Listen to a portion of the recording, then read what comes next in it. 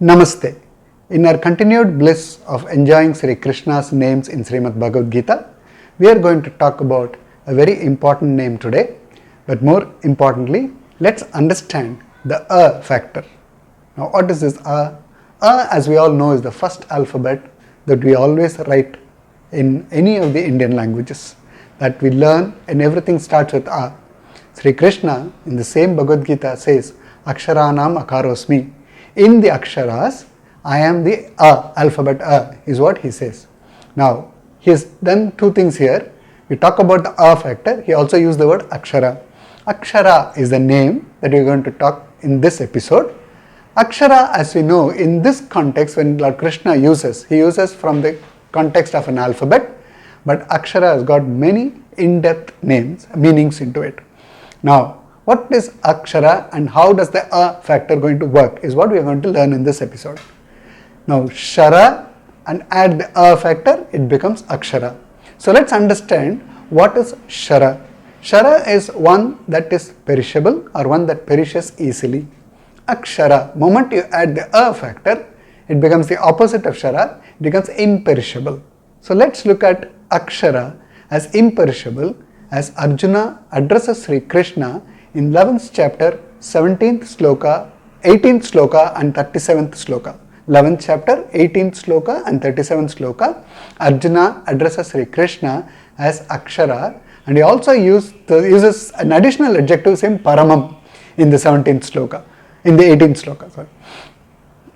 So in this chapter, in the 11th chapter, as you see, I think when we look at the watch and say 11, we should all get excited because the entire Bhagavad Gita's core happens in the 11th chapter, in the Vishwarupa Darshana.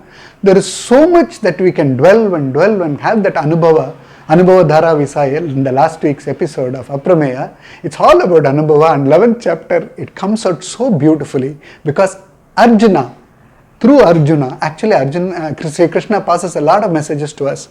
He keeps Arjuna as an example, but actually he's talking to all of us as Jivatma, where he shows his Vishwarupa, and Arjuna is also seeing a lot of things to give us the kind of vision that he had. It's like replaying a fantastic match that we saw last year or last 10 years back or 93 World Cup finals. We come back and so excitement. So what Arjuna has seen, this is what we are seeing right now in this 11th chapter, particularly the Vishwarupa and the various aspects of Sri Krishna, because till then Arjuna himself says, I have treated you as a friend, I have treated you as my charioteer, I have treated you as my servant, but here you are, hey Krishna, in your Vishwarupa form. How the magnanimity of you, I'm just going to get a glimpse of it, is what he's saying.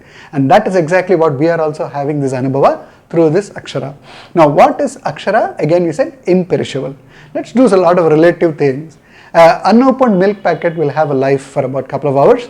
So how it's Shara, its life is just 2 hours. So what do we do to make it Akshara? We boil it. So it extends by a day, we keep it in the refrigerator, probably another day it becomes Akshara. But what happens then? It will still be a Shara because the next morning it may not be good to use. So immediately we try to make it into a curd. Curd lives for another 2-3 days, right? So we make it again, that part of milk becomes Shara, now curd becomes Akshara. Now curd will also have a limited life. So what do? We then churn it out, make buttermilk. So we make it, curd becomes Shara, buttermilk becomes Akshara. And from there we take butter. Butter becomes more Akshara, then all these things become Shara. And how do we make butter Shara and make it something else Akshara? We make ghee out of it. That's why you see the dairy is always used as a brilliant example in the entire Sanatana Dharma. We can learn so much from here. Everything has a relative period of life and that transforms. So let's come into living things like an insect which lives for a few seconds to a mammal which lives for few million years or whatever we have listened or we have learnt in biology and all those things. In comparison to all the small insects or animals like dogs and cats, a man lives longer. A human lives longer in compared to all these things, but lives shorter compared to the Devas. The Devas live shorter in compared to Brahma. Brahma lives very short compared to the Akshara, the Krishna himself, because Krishna is indestructible. Everybody else has a life, Akshara. Only thing, the degree varies between few minutes to few yugas. That's the only difference, but still everybody is Shara. But then come to the root of Sanatana Dharma. In fact, I used to tell people that anyone who believes body and Atma are different is a Sanatana Dharma. That's the basic tenet of Sanatana Dharma, where Atma is eternal, Akshara, body is Shara, is temporary. The Atma takes the body based on the karma. So one who understands this will understand the basic tenets of Sanatana Dharma or Hindu religions much better. So now the Atma is Akshara, but it goes around in the times of birth, death and rebirth. So that part of process, it goes through a process of death, which is Akshara through the body, but Atma still remains Akshara. But how do you get the Ananda is because when this Atma attains the golden feet of Sri Krishna, it becomes more Akshara, along with the real Akshara it merges. So that's what various Acharyas have expounded using the Vedas. Madhva Guru, the Madhvacharya, explains Akshara beautifully. He says Ksha means perishable, Ra is one who gives it. Who gives it? The Akara factor that we talked about. So one who gives the eternal happiness is Akshara. Who else it is? Is Krishna himself. So Lord Krishna blesses us with what actually we see as an eternal happiness, which is the moksha or the liberation from the process of cycle of birth, death and rebirth, where we merge with the ultimate Akshara, one who is beyond all these things. The real imperishable, the real indestructible Akshara is Lord Sri Krishna. In the same Mahabharata, in Mahabharata again, and you keep reading it and learning it from elders, there is so much to learn. Yaksha Prashna is one thing we strongly recommend, as much as Viduraniti. Within Viduraniti, Bhagavad Geetha and Yaksha Prashna are three independent components of Mahabharata that we should all spend as much time learning and sharing it to the next generation. In Yaksha Prashna, as we all know, a voice stops Dharma, Yudhishthira, and asks him a lot of questions, roughly about 25 questions if I'm right, I'll confirm that. And that number of questions, one thing the Yaksha asks Yudhishthira is, what amazes you in this world? And Yudhishthira smilingly says, we see everything as Shara around us. Everything perishes, everything changes, everything gets destroyed, even we die.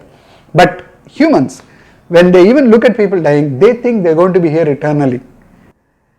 Tvamaksharam paramam veditavyam Tvamasya vishvasya param nidhanam Tvamavyaya shashvata dharma gopta Sanatanastvam purusho mato me Kasmachate nanna meran mahatman Gariyase brahmanopyadi kaltre Ananta devesha jagannivasa Tvamaksharam sadasat param yat. Yeah. So in the 11th chapter, we see Arjuna address Sri Krishna as Akshara in the 18th sloka and the 37th sloka. He uses the word very importantly, Paramam Aksharam. That is what beyond Akshara. Because when we say indestructible, when we say equate Jivatma is indestructible, but we are also saying Krishna is the same as Akshara? No. Krishna established in 15th chapter that I am way beyond all these things, and that is what Arjuna is also giving a hint in the 11th chapter itself when it says Paramam Aksharam, you are beyond all these things, beyond normal Akshara and Shara. So that is very important to know. While we worship Sri Krishna as Akshara, as indestructible, but he is way beyond those normal facts of destructible and indestructible, which is established by Sri Krishna himself later. And we also, another important thing that we can, so we saw the example of body and Atma. One factor of the body I think we should discuss here. The eyes are called Akshi, right? Why is it called Akshi? Because among all the body parts, eyes are indestructible. That is why we donate eyes. So that's why it's also referred in Sanskritam as Akshi. So that is why we donate, we share it so that it lives longer than the body itself. So this is a small relevance to our current day things, but the point here is 11th chapter, 37th sloka and the 18th sloka where Arjuna addresses Sri Krishna as Akshara. So let us worship Sri Krishna as Akshara and Sri be blessed. Madhava Achyuta Krishna Hare Rishikesha Kesava Govinda Vasudeva Bhagavan Janardana